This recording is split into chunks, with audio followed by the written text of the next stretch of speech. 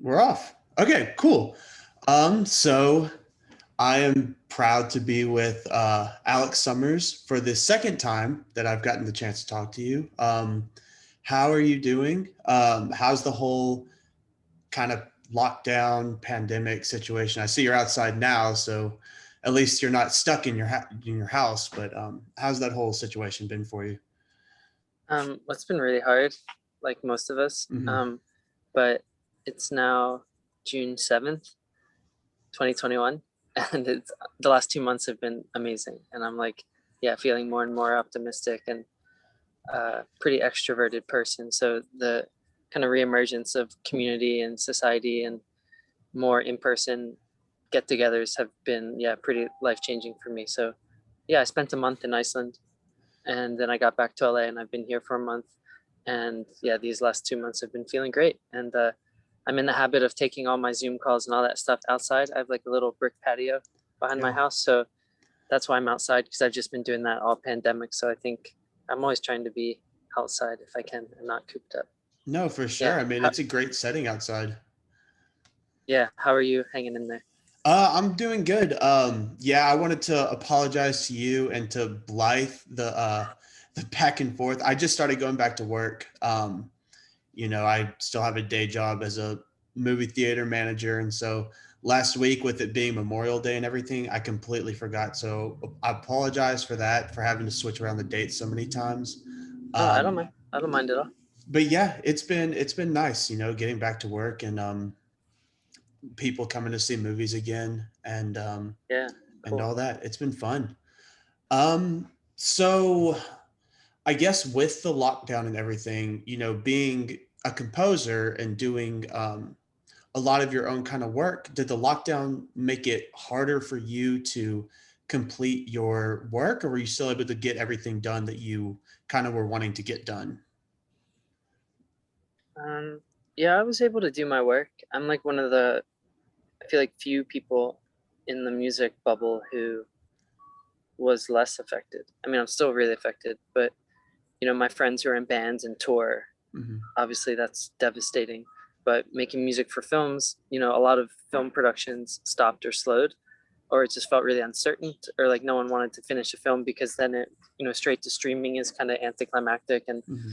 you don't get the people don't know about it. There's no buzz around the movie, so but all that being said, I was still, scoring films for the last year and a half during the whole pandemic, and everything is remote. So you're just never in the same room with the director, the editor, or any of your collaborators. Like I work with a lot of my friends when I make music for films. I love bringing in my friends and people who I've collaborated with for years and meeting new friends. And that was also different, like not getting in a room and being like, oh, cool. So I imagine it like this. And just like sending people music and telling them maybe how I imagine it and getting stuff back and then being like really excited and curious to listen. And yeah, I've just gotten a different workflow of working everything remote. Yeah, and you bring that up about the whole streaming thing. Me and my co-host who isn't with me today, Ricky, we talked to the director of the newest Coming to America movie, and he talked about that where he was like, it kind of sucks making a movie like that you think is going to be this big hit in theaters, and then it kind of fizzles out and gets thrown on streaming. And so I definitely get that.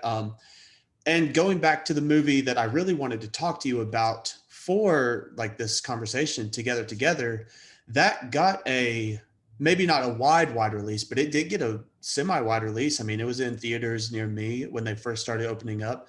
Um, Kind of, and then of course I got to see it at Sundance and everything. So um, that is kind of interesting that you kind of got you were one of the first movies kind of back in theaters, and your work was one of the first films back in theaters. Um, so speaking of that, last time we spoke, we talked about Honey Boy, which, to give you all the props, the Honey Boy score, as you saw, I listened to it all the time.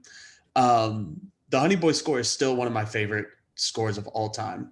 It's, I just think everything about it is just so just miraculously put together. I love everything about it, and everything about it kind of makes me feel emotional. And in that same vein, when I was watching Together, I was texting Ricky saying, who is doing the music for this? Because it's absolutely brilliant. And I think we were both on the same page when we saw it was you. I mean, we weren't surprised. We kind of expected it from you, just from your past work in Honey Boy, in Captain Fantastic, and things like that. Um, and I know making Honey Boy was super unique. You told us you used a lot of toys and a lot of gadgets and stuff like that. What was kind of the difference between doing Together and something like Honey Boy? It was really, really different process. Both were really rewarding and fun and collaborative, but they were like, yeah, pretty opposites. Because by the midpoint of Honey Boy, I was just in my studio with the director, Alma. We were just hanging out together because she Mhm. just wanted to be there for it. So as we talked about in the past, it was this like kind of like fun Willy Wonka like workshop vibe. We were just trying stuff and experimenting, and it was really playful and fun. Together was, of course, 100% remote. I was never in a room with anyone. Mhm. Uh, and I actually worked a bunch with my friend Brad Oberhofer, who's an amazing pianist. He plays piano so particularly and like much better than I am.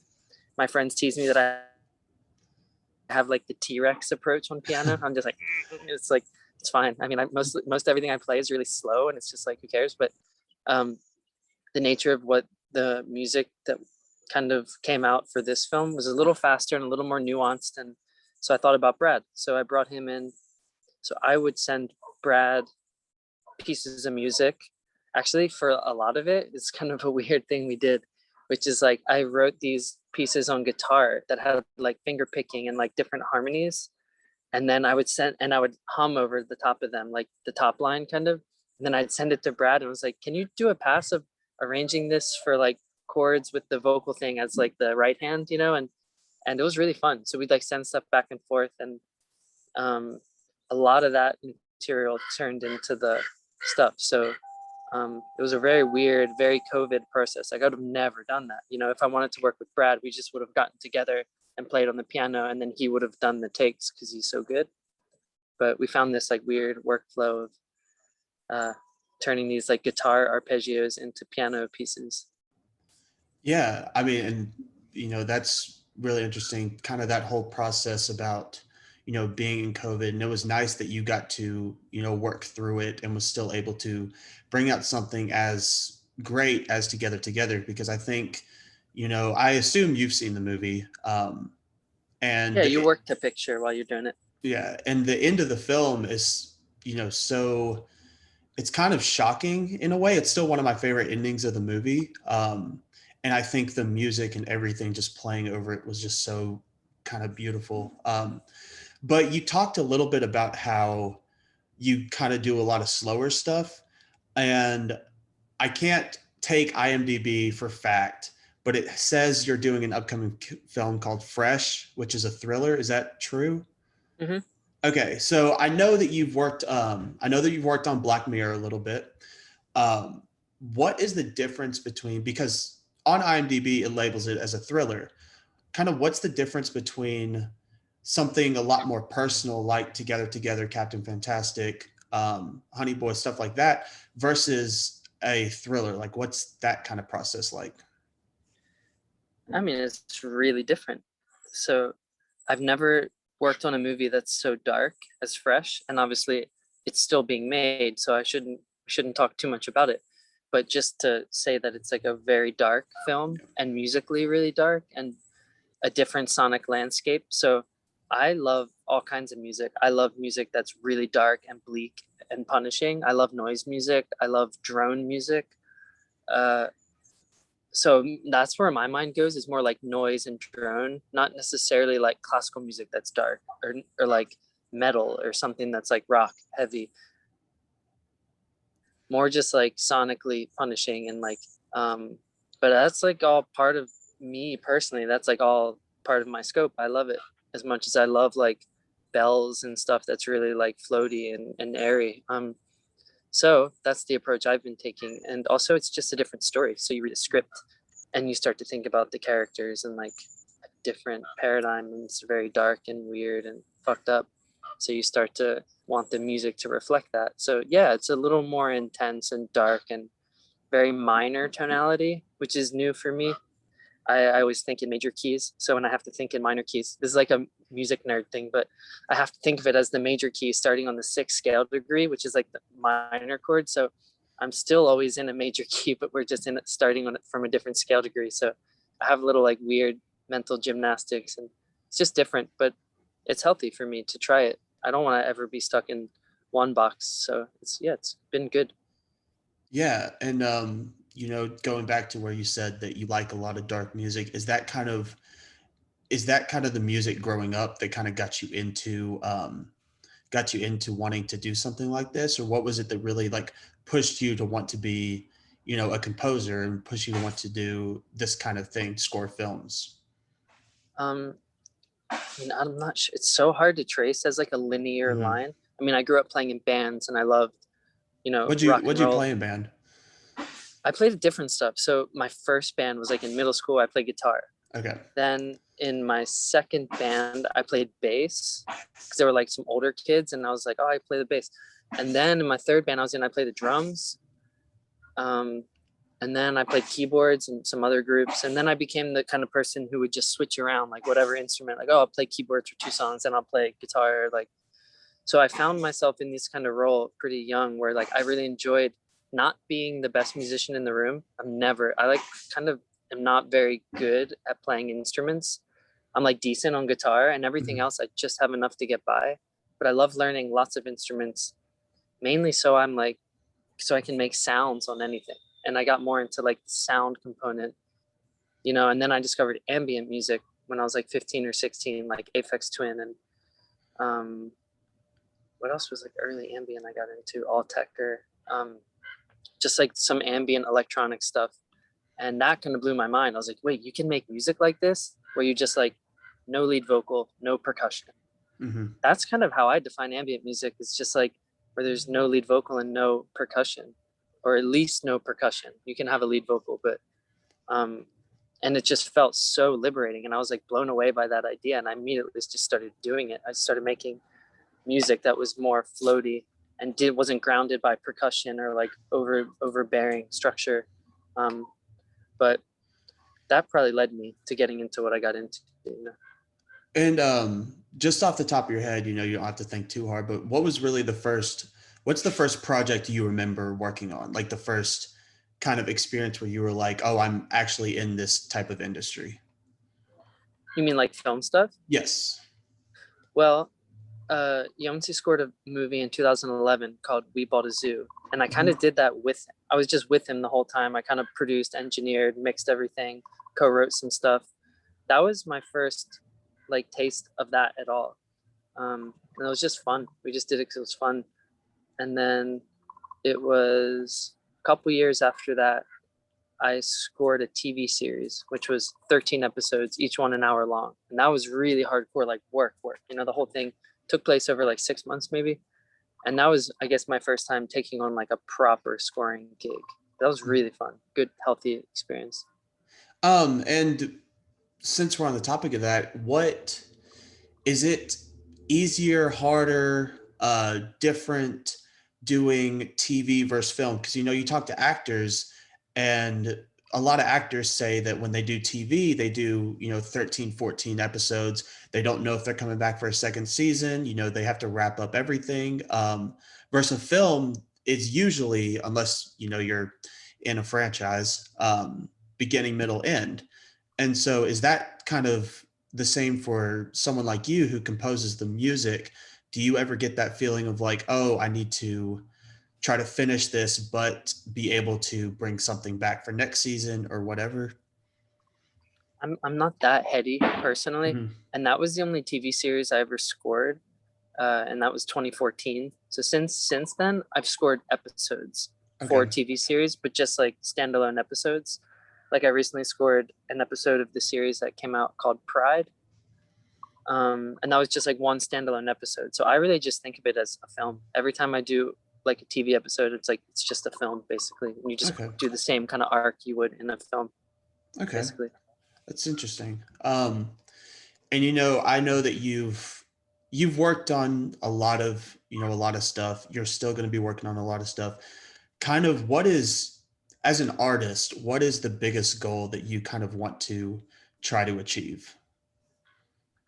Um, I think just collaborations. For me, I Mhm. love collaborating. I love meeting new people, being pushed outside my comfort zone. Like I'm definitely someone who like stays in my like cozy cocoon, the same kind of tonality, the same kind of chords and textures. So it's really the most fun thing for me creatively about making music for film and stuff is that you like have to like kind of go out of that to create something new and to make a rich experience for the film and do it justice. So that's that's the thing I just want to achieve is like getting out of my comfort zone, collaborating with new people, just turning my process around, like fucking it up and Mhm. just yeah, surprising myself a bit. And but I'm not the kind of person that has a lot of like, goals and stuff.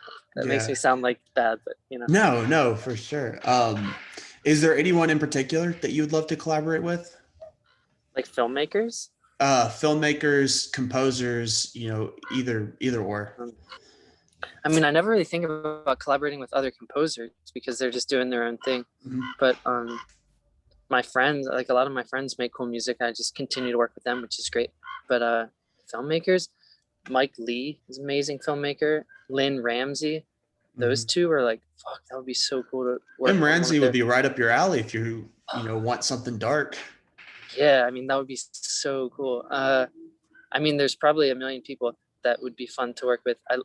Um, I mean, I would be the worst composer of all time, but just to do something with Wes Anderson, like if he did a weird short or something Mhm. that I could be a part of, would be like such a dream come true. Because I love details in life and in everything, and I feel like Wes Anderson is so beautiful. His attention to detail is just. So I sometimes watch those movies and I just laugh out loud like Mhm. a tweaker because it's so much pleasure on each screen. There's just every little piece is in a place, and it's so fun to watch that stuff. But stylistically, I'd be not a good fit for him. But um, what else? Who else is doing amazing? So many cool filmmakers. Yeah.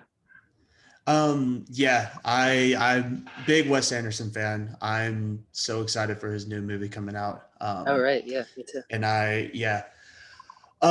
So speaking kind of on that, in the same vein as like, um, your dream filmmaker, do you have like a dream project that you would want to work on? Is there someone or something you'd love to, or like some story that you've read or know that you would love to kind of bring to life through music?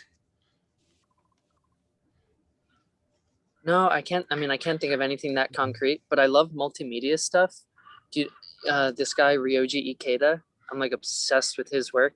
He's basically a musician, composer, sound designer, installation builder, like visual artist. Um, I went to music school, and right after that, I went to art school. Hmm. And I've always loved the space between stuff that's visual and musical, and stuff that's like purely sonic, like sound design, and then music. So I think for me, um, I don't know, somehow having my paws in like some cool projects that are like installation based or like weird immersive sound based or like just stuff that's not purely film music, Hmm. um, would be really important and really cool going forward. Like just interesting multimedia musical projects that, yeah, help me to grow and rethink stuff would be very cool. Yeah, absolutely. And kind of before I wrap it up, everyone kind of sat inside, they did their thing. What are some movies, books, uh, music that kind of got you through the pandemic? What were you watching? What were you kind of ingesting, just as a person? Strangely, I've watched really little TV and movies for the last like 2 years. Hmm. Like, I mean, I have watched some, but I haven't been like heavy duty in that zone. But I could look on what I've been listening to. So much good music. There's this woman, Virginia Astley. I don't know how you say her name. She made a record called what is it called? From Gardens Where We Feel. Sorry, From Gardens Where We Feel Secure. It's a really amazing record. Been looping that. Uh, I got obsessed with The Caretaker, who's this like UK musician who I've known about for like over a decade, but never had a deep dive. during COVID, I got really into that. He made a record that's about Alzheimer's, and it's like 6.5 hours long or something. And twice during COVID, I listened to the whole thing, and it was like insane, really fun because it kind of deteriorates as it progresses. That was really fun, and like intense. Music stuff.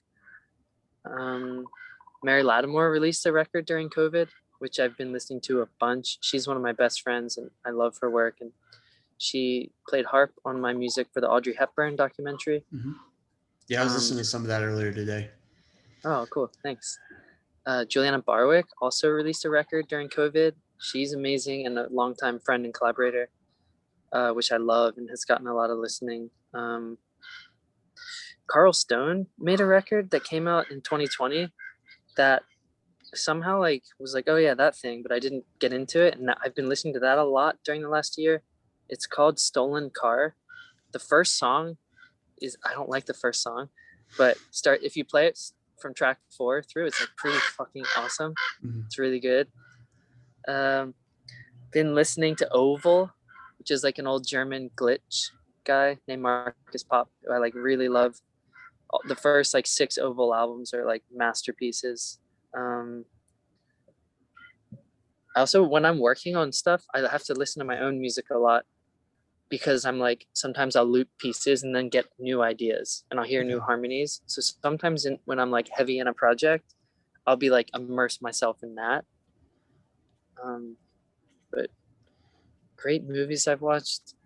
My friend reminded me to get more into Japanese animated movies. So I watched Howl's Moving Castle last week. Yeah. It was really good.